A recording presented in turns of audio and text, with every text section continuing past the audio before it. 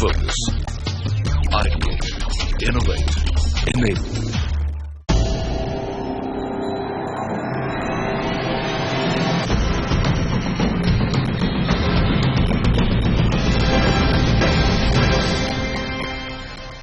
સ્વાગત છે આપનું આ વર્ષના બીજા રિયલ એસ્ટેટ એવોર્ડ પહેલા આપણે ચર્ચા કરી રહ્યા છે આપણા ખાસ મહેમાનો સાથે કેવું રહેશે આ વર્ષનો સીએનબીસી બજાર ગુજરાત રિયલ એસ્ટેટ એવોર્ડ એની ઉપર આપણી સાથે જોડાઈ રહ્યા છે પાર્શ્વનાથના એમડી ઋષભ પટેલ, લાયસિસ ફોરાસના એમડી પંકજ કપૂર, સેરાના એક્ઝિક્યુટિવ ડાયરેક્ટર અતુલ સંઘવી અને આર્કિટેક્ટ હિરેન પટેલ જે આ વર્ષે અમારી જ્યુરીના સભ્ય પણ છે.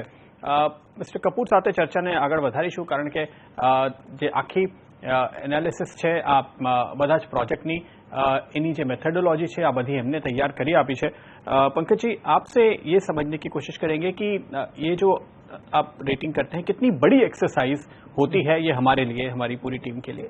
मैसिव एक्सरसाइज है. अगर आप देखिए तो ऐसा हम रिसर्च करते रहते हैं और ऑल इंडिया के प्रोजेक्ट्स को हम मॉनिटर करते हैं, उनकी परफॉर्मेंस कैसी रही, उसका कंस्ट्रक्शन प्रोग्रेस क्या है, लोकेशन कैसी है एंड डेवलपर की उसके अंदर कंसिस्टेंसी कैसी रही कि अगर डिले है कि नहीं है. तो अक्रॉस इंडिया करीब 17,000 प्रोजेक्ट हैं. अगर आप गुजरात के परिप्रेक्ष्य में देखिए तो केवल करीब 3 से 3,500 प्रोजेक्ट गुजरात के अंदर भी आते हैं. जब गुजरात के अवार्ड की हम बात कर रहे हैं तो सिर्फ गुजरात के अंदर आप कह रहे हैं कि 3 से 3,500 प्रोजेक्ट होते हैं. फिर वो उन सारे प्रोजेक्ट्स को सबसे पहले हम देखते हैं कि हमारे एलिजिबिलिटी क्राइटेरिया में क्या क्या बैठते हैं. तो हमारा एक मेथड है कि हम एक जो प्रोजेक्ट 90% से ऊपर रेजिडेंशियल में रेडी हो बन गए हैं वो एलिजिबल है, या फिर कमर्शियल और रिटेल प्रोजेक्ट जो 100% रेडी हैं और लीज्ड आउट हैं वो वाले प्रोजेक्ट जो हैं वो एलिजिबल होते हैं. तो हम उससे एक थिन स्लाइस और फिल्टर लेकर के देख लेते हैं कि कितने ये प्रोजेक्ट हैं जो उसमें आ रहे हैं. फिर उसके बाद हम अपने पुराने ट्रेंड्स को, उस प्रोजेक्ट्स के सारे ट्रेंड्स को देख करके परफॉर्मेंस एनालिसिस करते हैं कि इस प्रोजेक्ट्स में डिले जितने कम है उसको फिल्टर करते हैं. और इसमें हमारे तो डेटा के साथ साथ जो है बाकी जो नॉमिनेशंस आते हैं, क्योंकि बहुत लोग पार्टिसिपेट करते रहते हैं नॉमिनेशन, उन सारे डेटा को भी इसके ऊपर रख करके मापदंड के ऊपर किया जाता है. और जो नॉमिनेशन का फॉर्म होता है फिर सारे प्रोजेक्ट्स को उस नॉमिनेशन फॉर्म के जो पैरामीटर है उसके ऊपर इवेलुएट किया जाता है. तो वो बड़ा डिटेल्ड फॉर्म होता है, करीब 72 के करीब के ऊपर उसमें क्वेश्चंस हैं, 72 क्वेश्चंस हैं. और वो एनालाइज करते हैं प्रोजेक्ट को प्रोडक्ट के पॉइंट ऑफ व्यू से, लोकेशन के पॉइंट ऑफ व्यू और प्रोजेक्ट के परफॉर्मेंस के पॉइंट ऑफ व्यू. और हर एक की कैटेगरी है और बड़ी ही ऑब्जेक्टिव ड्रिवन जो है हमने कैटेगरी बनाई है. तो यहाँ पे कोई लोकेशन अच्छी लोकेशन नहीं होती. अच्छी लोकेशन के पैरामीटर डिफाइंड है कि आप का नेबरहुड प्रोफाइल कैसा है, हैबिटेबिलिटी कैसा है, सोशल फैब्रिक कैसा है, स्कूल्स कौन सा है, कॉलेज कौन सा है. तो हम इसमें टेक्नोलॉजी भी यूज़ करते हैं कि जैसे हमने गूगल का API यूज़ कर दिया है तो आपका एक प्रोजेक्ट का कोऑर्डिनेट होता है तो उसके बाजू में पास वाला स्कूल है और उसकी कितनी डिस्टेंस है, तो वो डिस्टेंस का भी मेजरमेंट होता है, उसके बेसिस पे रेटिंग की जाती है. तो लोकेशन का ये ग्रेडिंग बन के आता है. इसी तरीके से प्रोजेक्ट की भी ग्रेडिंग होती है. अब प्रोजेक्ट की ग्रेडिंग को भी साइंटिफिकली एनालाइज करते हैं कि आप प्रोजेक्ट में आपने अच्छी एमिनिटी दे दी. प्रोजेक्ट की ग्रेडिंग का मेरे ख्याल से सवाल इसलिए उठेगा कि कई तरह के प्रोजेक्ट होते हैं जो अलग अलग सेगमेंट को, अलग अलग आय वर्ग को एक तरह से कैटर करते हैं. बिल्कुल. तो इसके लिए अगर है कि तो आप देखिए जो प्रोजेक्ट होते हैं उसको उसके जो यूनिट का जो प्राइस टिकट ब्रैकेट है उसके बेसिस पे हम सेग्रीगेट करते हैं affordable, mid, luxury and ultra luxury segment में. अब क्या है, अल्ट्रा लग्जरी सेगमेंट की एक प्रोजेक्ट की प्रोफाइल एक दूसरे स्टैंडर्ड की होती है. तो जितने भी प्रोजेक्ट अल्ट्रा लग्जरी में है उसकी इवैल्यूएशन होता है. अब ये इवैल्यूएशंस के लिए भी हम उसका साइज देखते हैं, उसका प्रोपोर्शन देखते हैं. तो ये जो यूनिट की डिज़ाइन होती है वो देखी जाती है, सर्कुलेशन देखा जाता है, कॉमन एमिनिटीज़ देखी जाती है, लेआउट देखा जाता है, आर्किटेक्चर देखा जाता है, उसके भी साइंटिफिक ग्रेडेशंस किए जाते हैं. फिर एक क्यूमुलेटिव स्कोर बनता है प्रोजेक्ट का कि प्रोडक्ट पे इतना स्कोर था, उसके सब कैटेगरी के हिसाब का सम टोटल, लोकेशन का ये स्कोर था सब कैटेगरी एंड प्रोजेक्ट परफॉर्मेंस का. तो ऑन 100 स्केल के ऊपर इसका स्कोर दिया जाता है. तो जितने भी प्रोजेक्ट एलिजिबल होते हैं उन सब की रेटिंग की जाती है और पूरी रेटिंग जो है बड़ी ट्रांसपेरेंट ऑब्जेक्टिव ढंग से की जाती है. और उसके बाद भी क्या है, रियल एस्टेट इतना कॉम्प्लेक्स है कि हम फिर भी श्योर नहीं होते कि हम कहीं गलती ना कर दें. तो बड़ी एमिनेंट जो ज्यूरी होती है हम उसको बैठाते हैं और अपनी पूरी रेटिंग और जितना भी प्रेजेंटेशन होता है वो उनके सामने रखा जाता है। तो आखिर में आपकी रेटिंग के बाद ये है, तो रेटिंग एक तरीके से गाइडिंग टूल रहता है जूरी के लिए।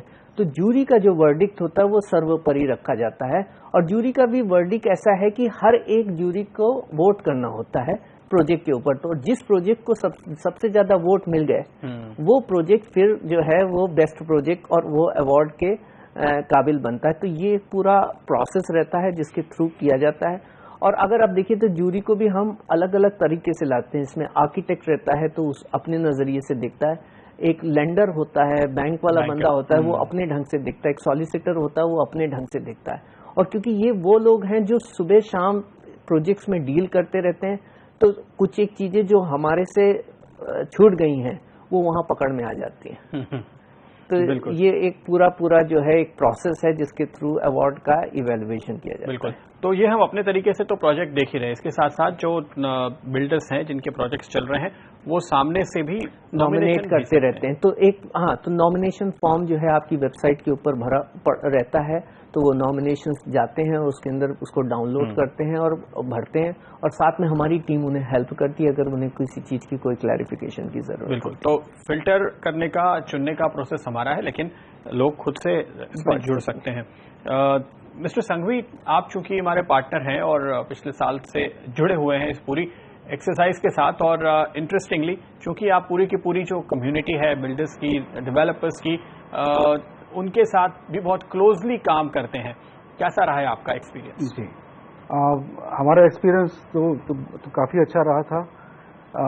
सबसे पहली चीज़ है कि जो भी पार्टिसिपेंट्स होते हैं उनके लिए एक बहुत अच्छी अपॉर्चुनिटी है जो भी उन्होंने पूरे साल में काम किया उसके बारे में दिखाने का, और इससे एक बहुत हेल्दी कंपटीशन हो जाता है अमंग द बिल्डर्स।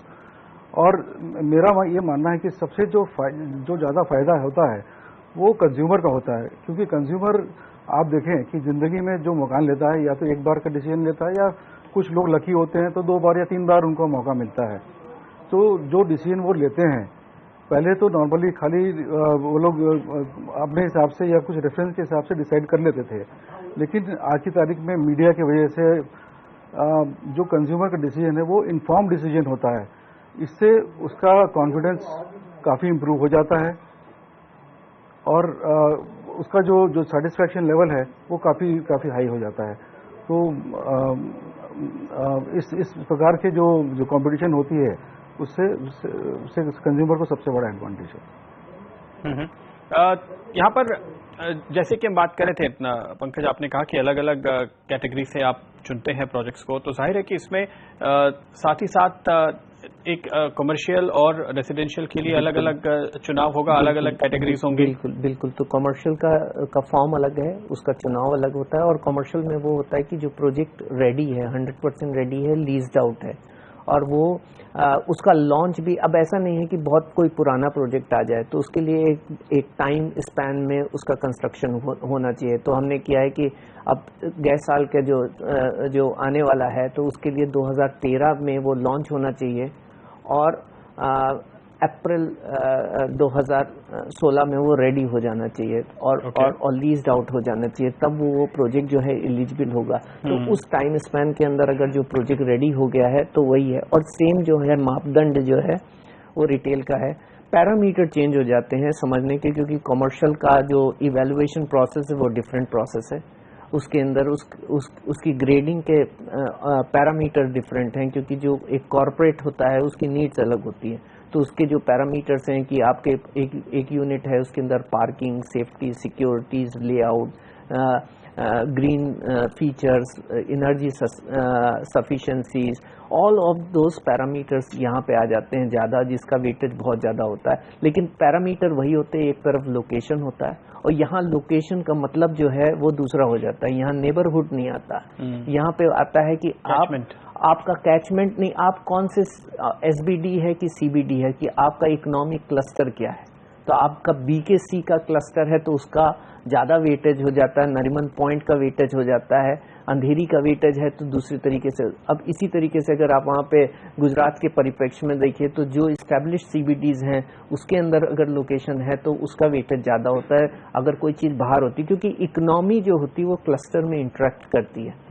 तो वो क्लस्टर फिनोमिनन जो है उसका इंपॉर्टेंस होता है, यानी क्लस्टर में होने पर ज्यादा बिजनेस डिस्ट्रिक्ट जैसे आप कह रहे हैं CBD में होने पर वेटेज ज्यादा है और आपके अवार्ड मिलने की संभावना ज्यादा है, आप उसको बेटर प्रोजेक्ट, उसका लोकेशन का इम्पैक्ट आ जाता है।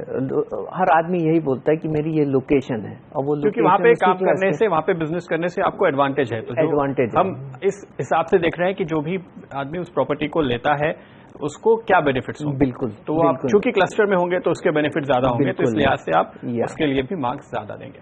ઓકે, આ ચર્ચાને આપણે આગળ વધારીશું ને આપણી સાથે આપણા બીજા મહેમાનો પણ જોડાશે, પણ એક નાનકડા વિરામ બાદ।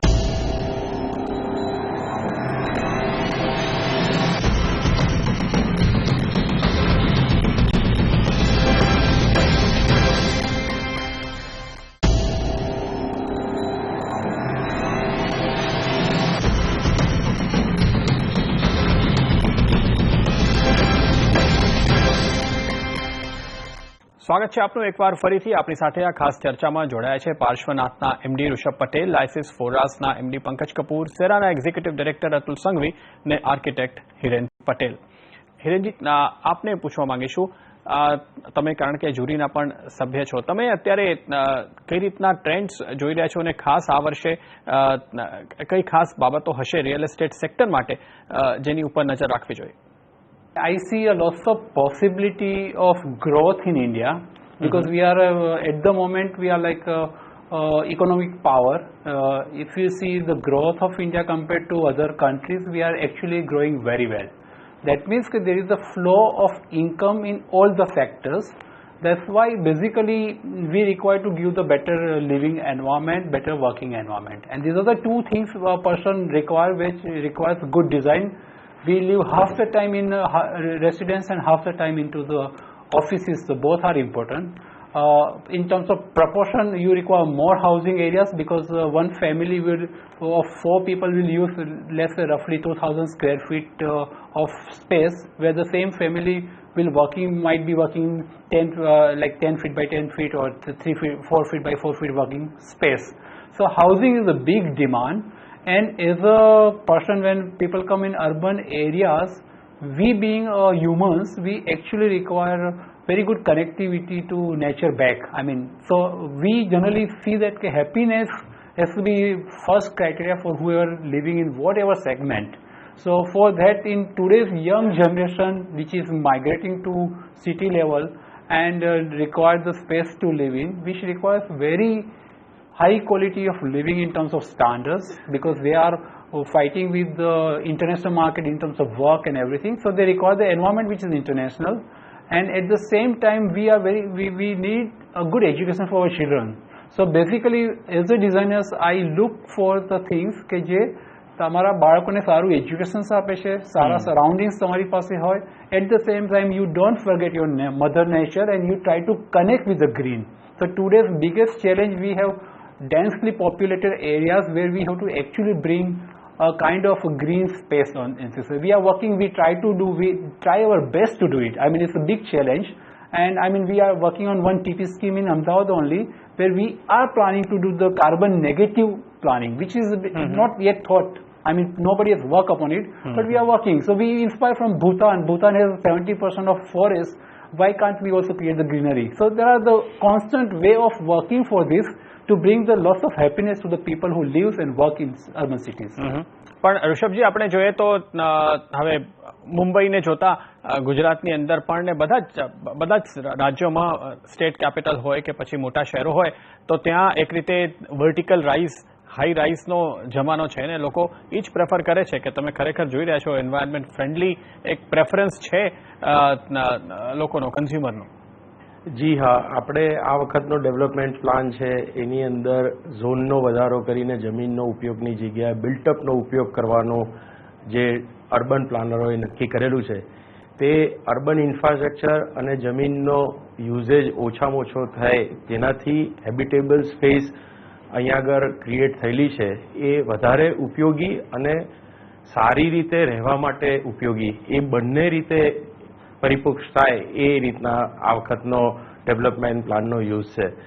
એટલા માટે આ વખતે જે હાઈરાઇઝ બિલ્ડિંગનો પાર્ટ છે એ FSI વધારો કરીને આ વખતે FSIના વધારાની સાથે હાઈરાઇઝનું મહત્વતા વધારી છે, જેની અંદર અર્બન સ્પેસીસ, અર્બન ઇન્ફ્રાસ્ટ્રક્ચર અને લોકોની લાઇફસ્ટાઇલ સુધારો થાય તેવા નોર્મ્સ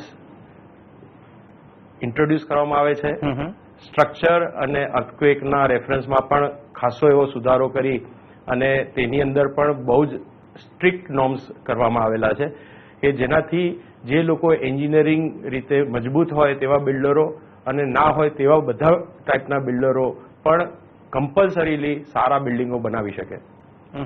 તો જ્યારે આપણે સારી બિલ્ડિંગ કહીએ તો ઋષભજી આપનું મંતવ્ય શું હોય?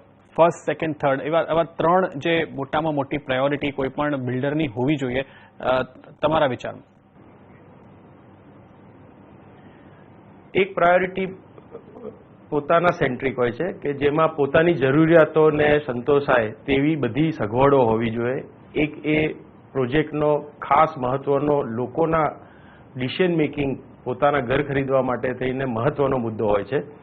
ત્યાર પછી તેમને તેમના ફેમિલી માટે જે દિવસ દરમિયાન આખો સમય જઈ શકે અને એમની કન્વિનિયન્સી સચવાય, લોકેશન વાઇઝ કે બિલ્ડિંગની અંદર પોતે જે વપરાશ કરે તેમાં તેમનો એકદમ આનંદભર્યો અનુભવ રહે, એ એમની સેકન્ડ પ્રાયોરિટી હોય છે. અને થર્ડ પ્રાયોરિટી હોય છે કે તેમના ત્યાં આવતા સગા સંબંધીઓ અથવા તો ફ્રેન્ડ્સ જે લોકો એમને ત્યાં આવીને જાય ત્યારે એક સારો સુખદ અનુભવ લઈને જાય. આ ત્રણ પક્ષે કોઈ માણસ વિચારે ત્યારે એ પોતાનું ઘર સિલેક્ટ કરવાની પ્રક્રિયા પૂરી કરે છે, એવો મારો અનુભવ છે. બિલકુલ. તો આ કેટલાક ઇન્ટરેસ્ટિંગ પાસાઓ છે, એની ઉપર આપણા બીજા એક્સપર્ટ શું વિચારે છે એની પણ ચર્ચા કરીશું આગળ, પણ પહેલા એક નાનકડો વિરામ.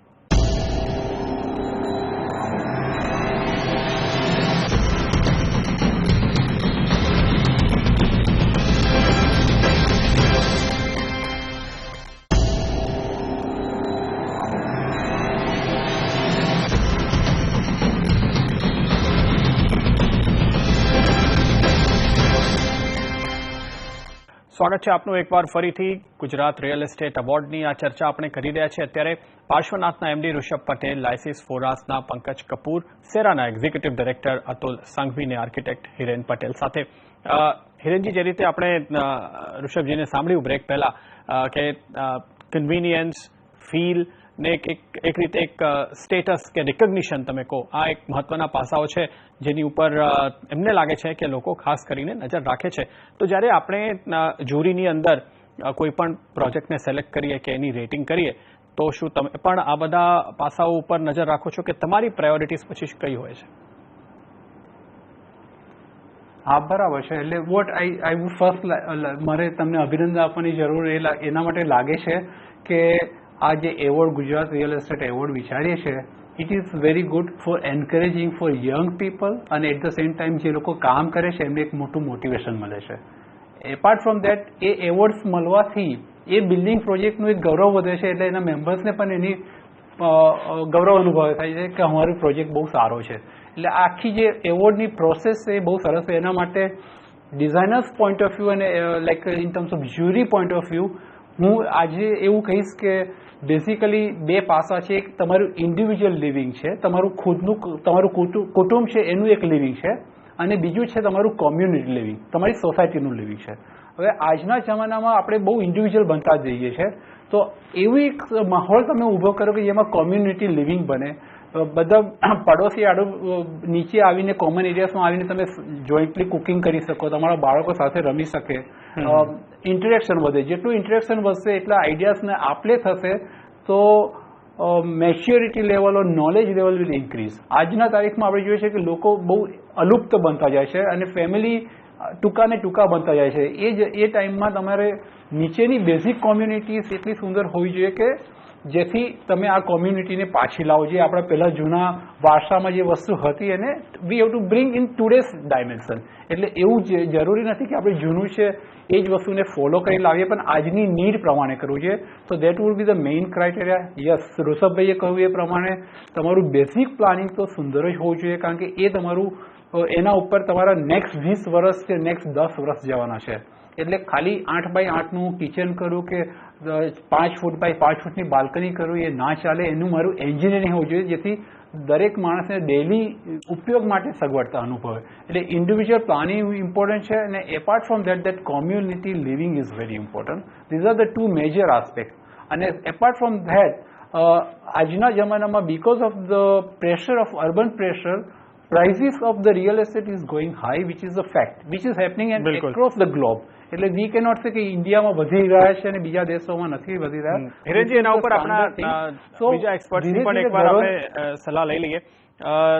अतुल जी, आपके हिसाब से, आपने हमारे दोनों एक्सपर्ट्स को सुना अब तक, आपके हिसाब से चूंकि आप इतने प्रोजेक्ट्स में काम करते हैं, उनके साथ काम करते हैं एक तरीके से, किसी भी प्रोजेक्ट की खास सबसे बड़ी महत्वपूर्ण बातें क्या होनी चाहिए?